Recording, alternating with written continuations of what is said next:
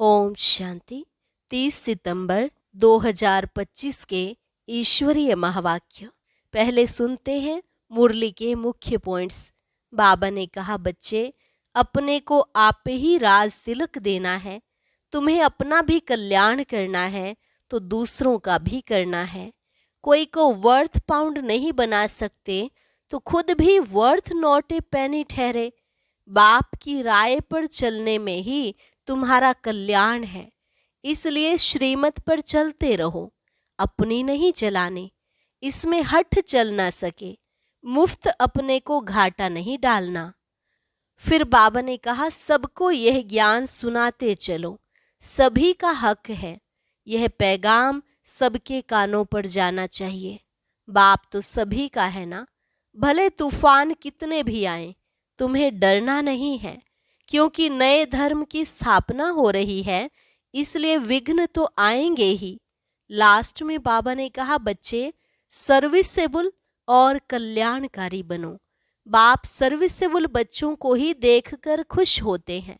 जो याद में नहीं रहते वह जरूर तुच्छ काम करते होंगे, फिर पद भी तुच्छ पाएंगे। और अब सुनते हैं महावाक्यों को विस्तार से। मुरली का सार। मीठे बच्चे, बाप आए हैं सबके दुख हर कर सुख देने, इसलिए तुम दुख हरता के बच्चे किसी को भी दुख मत दो। प्रश्न, ऊंच पद पाने वाले बच्चों की मुख्य निशानी क्या होगी? उत्तर, वे सदा श्रीमत पर चलते रहेंगे। दूसरा, कभी हठ नहीं करेंगे। तीसरा, अपने को आप ही राज तिलक देने के लिए पढ़ाई पढ़कर गैलप करेंगे। चौथा, अपने को कभी घाटा नहीं डालेंगे। पांचवा, सर्व प्रति रहम दिल और कल्याणकारी बनेंगे, उन्हें सर्विस का बहुत शौक होगा। छठा, कोई भी तुच्छ काम नहीं करेंगे, लड़ेंगे झगड़ेंगे नहीं। गीत, तूने रात गंवाई सो के, दिन गवाया खाए, हीरा जन्म अनमोल रे मानव, कौड़ी बदले जाए। ओम शांति। रूहानी बच्चे रूहानी बाप के सामने बैठे हैं। अब इस भाषा को तो तुम बच्चे ही समझते हो और कोई नया समझ ना सके। हे रूहानी बच्चे, ऐसे कभी कोई कह ना सके, कहना आएगा ही नहीं। तुम जानते हो हम रूहानी बाप के सामने बैठे हैं, जिस बाप को यथार्थ रीति कोई भी जानते नहीं। भल अपने को भाई भाई भी समझते हैं, हम सब आत्माएं हैं, बाप एक है, परंतु यथार्थ रीति नहीं जानते। जब तक सम्मुख आकर समझे नहीं, तब तक समझे भी कैसे? तुम भी जब सम्मुख आते हो तब समझते हो। तुम हो ब्राह्मण ब्राह्मणियां, तुम्हारा सरनेम ही है ब्रह्मा वंशी, ब्रह्मा कुमार कुमारियां। शिव की तो सब आत्माएं हैं। तुमको शिव कुमार व शिव कुमारी नहीं कहेंगे, यह अक्षर रोंग हो जाता। कुमार हो तो कुमारी भी हो। शिव की सब आत्माएं हैं। कुमार कुमारी तब कहा जाता जब मनुष्य के बच्चे बनते हैं। शिव के बच्चे तो निराकारी आत्माएं हैं ही। मूल वतन में सब आत्माएं ही रहती हैं, जिनको सालिग्राम कहा जाता है। यहाँ आते हैं तो फिर कुमार और कुमारियां बनते हैं, जिस्मानी। वास्तव में तुम हो कुमार शिव बाबा के बच्चे। कुमारियां और कुमार तब बनते जब शरीर में आते हो। तुम बीके हो, इसलिए भाई बहन कहलाते हो। अभी इस समय तुमको नॉलेज मिली है, तुम जानते हो बाबा हमको पावन बनाकर ले जाएंगे। आत्मा जितना बाप को याद करेगी तो पवित्र बन जाएगी। आत्माएं ब्रह्मा मुख से यह नॉलेज पढ़ती हैं। चित्रों में भी बाप की नॉलेज क्लियर है। शिव बाबा ही हमको पढ़ाते हैं। न श्री कृष्ण पढ़ा सकते, न श्री कृष्ण द्वारा बाप पढ़ा सकते हैं। श्री कृष्ण तो वैकुंठ का प्रिंस है। यह भी तुम बच्चों को समझाना है। श्री कृष्ण तो स्वर्ग में अपने माँ बाप का बच्चा होगा, स्वर्गवासी बाप का बच्चा होगा। वो वैकुंठ का प्रिंस है, उनको भी कोई जानते नहीं। श्री कृष्ण जयंती पर अपने अपने घरों में श्री कृष्ण के लिए झूले बनाते हैं, वो मंदिरों में झूले बनाते हैं। माताएं जाकर गोलक में पैसे डालती हैं, पूजा करती हैं। आजकल क्राइस्ट को भी श्री कृष्ण मिसल बनाते हैं, ताज आदि पहनाकर माँ की गोद में देते हैं, जैसे श्री कृष्ण को दिखाते हैं। अब श्री कृष्ण और क्राइस्ट राशि तो एक ही है, वो लोग कॉपी करते हैं। नहीं तो श्री कृष्ण के जन्म और क्राइस्ट के जन्म में बहुत फर्क है। क्राइस्ट का जन्म कोई छोटे बच्चे के रूप में नहीं होता है। क्राइस्ट की आत्मा ने तो कोई में जाकर प्रवेश किया है, विष से पैदा हो न सके। आगे क्राइस्ट को कभी छोटा बच्चा नहीं दिखाते थे, क्रॉस पर दिखाते थे। यह अभी दिखाते हैं। बच्चे जानते हैं धर्म स्थापक को कोई ऐसे मार न सके, तो किसको मारा? जिसमें प्रवेश किया उनको दुख मिला। सतो प्रधान आत्मा को दुख कैसे मिल सकता? उसने क्या कर्म किए जो इतने दुख भोगे? आत्मा ही सतो प्रधान अवस्था में आती है, सबका हिसाब किताब चुकतू होता है। इस समय बाप सबको पावन बनाते हैं, वहां से सतो प्रधान आत्मा आकर दुख भोग न सके। आत्मा ही भोगती है ना। आत्मा शरीर में है तो दुख होता है। मुझे दर्द है, यह किसने कहा? इस शरीर में कोई रहने वाला है, वह कहते हैं परमात्मा अंदर है, तो ऐसे थोड़े ही कहेंगे हमको दुख है। सर्व में परमात्मा विराजमान है, तो परमात्मा कैसे दुख भोगेगा? यह आत्मा पुकारती है, हे परम पिता परमात्मा हमारे दुख हरो। पारलौकिक बाप को ही आत्मा पुकारती है। अभी तुम जानते हो बाप आया हुआ है, दुख हरने की युक्ति बता रहे हैं। आत्मा शरीर के साथ ही एवर हेल्दी वेल्दी बनती है। मूल वतन में तो हेल्दी वेल्दी नहीं कहेंगे, वहां कोई सृष्टि थोड़े ही है, वहां तो है ही शांति। शांति स्वधर्म में टिके हुए हैं। अभी बाप आए हैं सबके दुख हरकर सुख देने। तो बच्चों को भी कहते हैं तुम मेरे बने हो, किसको दुख नहीं देना। यह लड़ाई का मैदान है, परंतु गुप्त, वह है प्रत्यक्ष। यह जो गायन है, युद्ध के मैदान में जो मरेंगे वे स्वर्ग में जाएंगे, उसका अर्थ भी समझाना पड़े। इस लड़ाई का महत्व देखो कितना है। बच्चे जानते हैं उस लड़ाई में मरने से कोई स्वर्ग में जा न सके, परंतु गीता में भगवानुवाच है, उनको मानेंगे तो सही ना। भगवान ने किसको कहा? उस लड़ाई वाले को कहा या तुमको कहा? दोनों को कहा। उन्हों को भी समझाया जाता है, अपने को आत्मा समझ बाप को याद करो, यह सर्विस भी करनी है। अब तुम स्वर्ग में अगर जाना चाहते हो तो पुरुषार्थ करो। लड़ाई में तो सब धर्म वाले हैं, सिख भी हैं, वो तो सिख धर्म में ही जाएंगे। स्वर्ग में तो तब आ सकेंगे जब तुम ब्राह्मणों से आकर ज्ञान ले। जैसे बाबा के पास आते थे तो बाबा समझाते थे, तुम लड़ाई करते शिव बाबा की याद में रहेंगे तो स्वर्ग में आ सकेंगे।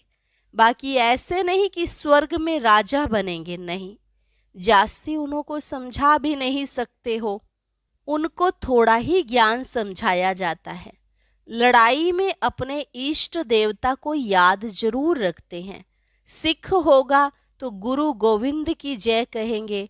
ऐसा कोई नहीं जो अपने को आत्मा समझ परमात्मा को याद करे।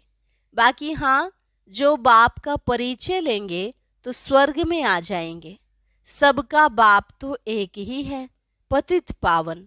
वह पतितों को कहते हैं, मुझे याद करने से तुम्हारे पाप कट जाएंगे और मैं जो सुख धाम स्थापन करता हूँ उसमें तुम आ जाएंगे। लड़ाई में भी शिव बाबा को याद करेंगे तो स्वर्ग में आ जाएंगे। उस युद्ध के मैदान की बात और है, यहाँ और है। बाप कहते हैं ज्ञान का विनाश नहीं होता है। शिव बाबा के बच्चे तो सब हैं। अब शिव बाबा कहते हैं मामेकम याद करने से तुम मेरे पास आ जाएंगे, मुक्ति धाम। फिर जो ज्ञान सिखाया जाता है वह पढ़ेंगे तो स्वर्ग की राजाई मिल जाएगी। कितना सहज है, स्वर्ग में जाने का रास्ता मिल जाता है सेकंड में। हम आत्मा बाप को याद करती हैं। लड़ाई के मैदान में तो खुशी से जाना है, कर्म तो करना ही है। देश के बचाव के लिए सब कुछ करना पड़ता है। वहाँ तो है ही एक धर्म, मतभेद की कोई बात नहीं। यहाँ कितना मतभेद है, पानी पर, जमीन पर झगड़ा। पानी बंद कर देते हैं तो पत्थर मारने लग पड़ते हैं। एक दो को अनाज नहीं देते तो झगड़ा हो जाता है। तुम बच्चे जानते हो हम अपना स्वराज्य स्थापन कर रहे हैं, पढ़ाई से राज्य पाते हैं। नई दुनिया की जरूर स्थापना होनी है। नूंद है तो कितनी खुशी होनी चाहिए।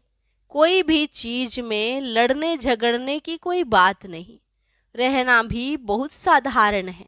बाबा ने समझाया है तुम ससुर घर जाते हो इसलिए अब वनवाह में हो। सब आत्माएं जाएंगी, शरीर थोड़े ही जाएंगे। शरीर का अभिमान भी छोड़ देना है। हम आत्मा हैं, 84 जन्म अब पूरे हुए हैं।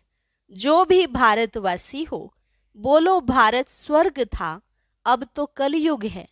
कलयुग में अनेक धर्म हैं, सतयुग में एक ही धर्म था। भारत फिर से स्वर्ग बनना है। समझते भी हैं भगवान आया हुआ है। आगे चल भविष्यवाणी भी करते रहेंगे। वायुमंडल देखेंगे ना तो बाप बच्चों को समझाते हैं। बाप तो सभी का है ना, सबका हक है। बाप कहते हैं मैं आया हूँ और सबको कहता हूँ मामेकम याद करो तो तुम्हारे विकर्म विनाश होंगे। अभी तो मनुष्य समझते हैं कभी भी लड़ाई हो सकती है, यह तो कल भी हो सकती है। लड़ाई जोर भरने में देरी थोड़ी ही लगती है, परंतु तुम बच्चे समझते हो अभी हमारी राजधानी स्थापन हुई नहीं है तो विनाश कैसे हो सकता है। अर्जुन बाप का पैगाम ही चारों तरफ कहाँ दिया है। पतित पावन बाप कहते हैं मुझे याद करो तो विकर्म विनाश होंगे। यह पैगाम सबके कानों पर जाना चाहिए। भल लड़ाई लगे, बॉम्ब्स भी लग जाएं, परंतु तुमको निश्चय है कि हमारी राजधानी जरूर स्थापन होनी है, तब तक विनाश हो नहीं सकता। विश्व में शांति कहते हैं ना, विश्व में वार होगी तो विश्व को खत्म कर देंगे। यह है विश्वविद्यालय। सारे विश्व को तुम नॉलेज देते हो। एक ही बाप आकर सारे विश्व को पलटाते, परिवर्तन करते हैं। वो लोग तो कल्प की आयु ही लाखों वर्ष कह देते। तुम जानते हो इनकी आयु पूरे 5000 वर्ष है। कहते हैं क्राइस्ट से 3000 वर्ष पहले हेवन था। इस्लामी, बौद्धी आदि सबका हिसाब किताब निकालते हैं। उनसे पहले दूसरे कोई का नाम है नहीं। तुम अंगे अक्षर बता सकते हो, अर्थात तिथि तारीख बता सकते हो, तो तुमको कितना नशा रहना चाहिए। झगड़े आदि की बात ही नहीं। झगड़ते वह हैं जो निधन के होते हैं। तुम अभी जो पुरुषार्थ करेंगे 21 जन्म के लिए प्रारब्ध बन जाएगी। लड़ेंगे झगड़ेंगे तो ऊंच पद भी नहीं मिलेगा, सजाएं भी खानी पड़ेंगी। कोई भी बात है, कुछ भी चाहिए तो बाप के पास आओ। गवर्नमेंट भी कहती है ना तुम फैसला अपने हाथ में नहीं उठाओ। कोई कहते हैं हमको विलायत का बूट चाहिए। बाबा कहेंगे बच्चे अभी तो वनवाह में हो, वहां तुमको बहुत माल मिलेंगे। बाप तो राइट ही समझाएंगे ना कि यह बात ठीक नहीं है, यहाँ तुम यह आश क्यों रखते हो? यहाँ तो बहुत सिंपल रहना चाहिए, नहीं तो देह अभिमान आ जाता है। इसमें अपनी नहीं चलानी होती है। बाबा जो कहे, बीमारी आदि है, डॉक्टर आदि को भी बुलाते हैं, दवाई आदि से संभाल तो सबकी होती है, फिर भी हर बात में बाप बैठा है। श्रीमत तो श्रीमत है ना, निश्चय में विजय है। वो तो सब कुछ समझते हैं ना। बाप की राय पर चलने में ही कल्याण है, अपना भी कल्याण करना है। कोई को वर्थ पाउंड बना नहीं सकते हैं तो वर्थ नॉट ए पेनी ठहरे ना। पाउंड बनने लायक नहीं, यहाँ वैल्यू नहीं तो वहाँ भी वैल्यू नहीं रहेगी। सर्विसेबल बच्चों को सर्विस का कितना शौक रहता है, चक्र लगाते रहते हैं। सर्विस नहीं करते तो उनको रहम दिल कल्याणकारी कुछ भी नहीं कहेंगे। बाबा को याद नहीं करते तो तुच्छ काम करते रहेंगे, पद भी तुच्छ पाएंगे।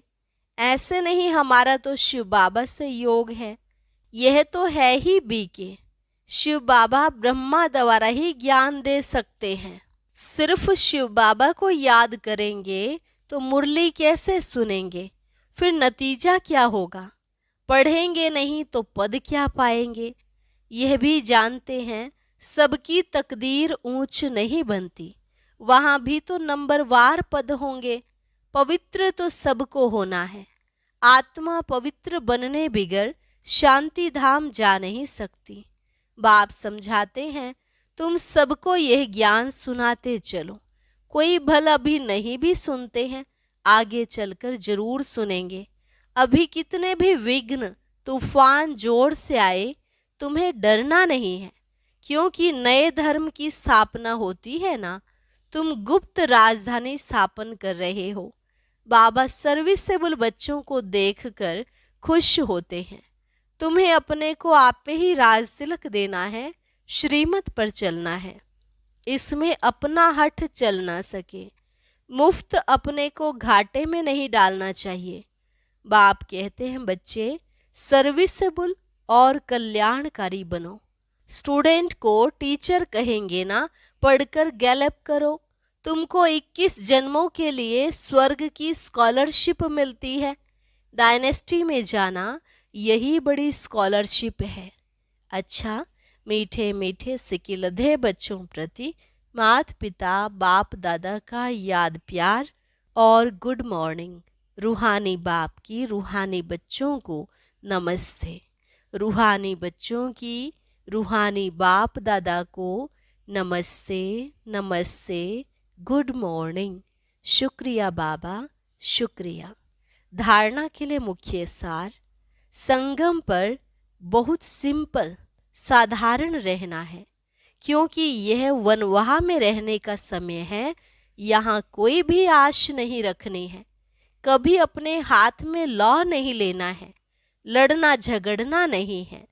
विनाश के पहले नई राजधानी स्थापन करने के लिए सबको बाप का पैगाम देना है कि बाप कहते हैं मुझे याद करो तो विकर्म विनाश हो और तुम पावन बनो। वरदान, संतुष्टता की विशेषता द्वारा सेवा में सफलता मूर्त बनने वाले संतुष्ट मणि भव। संतुष्टता की विशेषता द्वारा सेवा में सफलता मूर्त बनने वाले संतुष्ट मणि भव। सेवा का विशेष गुण संतुष्टता है। यदि नाम सेवा हो और स्वयं भी डिस्टर्ब हो व दूसरों को भी डिस्टर्ब करे तो ऐसी सेवा ना करना अच्छा है। जहाँ स्वयं के प्रति व संपर्क वालों से संतुष्टता नहीं, वह सेवा न स्वयं को फल की प्राप्ति कराती है न दूसरों को। इसलिए पहले एकांतवासी बन स्वपरिवर्तन द्वारा संतुष्ट मणि का वरदान प्राप्त कर सेवा में आओ, तब सफलता मूर्त बनेंगे। स्लोगन, विघ्नों रूपी पत्थर को तोड़ने में समय ना गंवाकर उसे हाई जंप देकर पार करो। विघ्नों रूपी पत्थर को तोड़ने में समय ना गंवाकर उसे हाई जंप देकर पार करो। अव्यक्त इशारा। अब लग्न की अग्नि को प्रज्वलित कर योग को ज्वाला रूप बनाओ। ज्वाला स्वरूप याद के लिए मन और बुद्धि दोनों को एक तो पावरफुल ब्रेक चाहिए और मोड़ने की भी शक्ति चाहिए। इससे बुद्धि की शक्ति व कोई भी एनर्जी वेस्ट ना होकर जमा होती जाएगी। जितनी जमा होगी उतना ही परखने की, निर्णय करने की शक्ति बढ़ेगी। इसके लिए अब संकल्पों का बिस्तर बंद करते चलो, अर्थात समेटने की शक्ति धारण करो। और अभी सुनते हैं आज का अव्यक्त ज्ञान मोती।